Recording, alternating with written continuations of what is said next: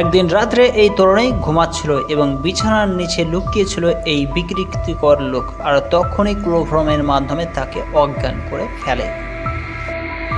Chloroform ছোঁয়ার ফলে মেয়েটি গভীর ঘুমে কিন্তু আচ্ছাদিত হয়ে পড়ে এবং এই দুষ্টু লোকটি মেয়েটির সঙ্গে অদ্ভুত ধরনের কাজকর্মে লিপিবদ্ধ হতে থাকে।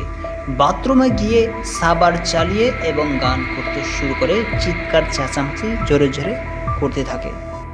মেয়েটির পরনে যে পোশাক ছিল সেটিও খুলে ফেলে এবং বেডের এক পাশে রেখে দেয়।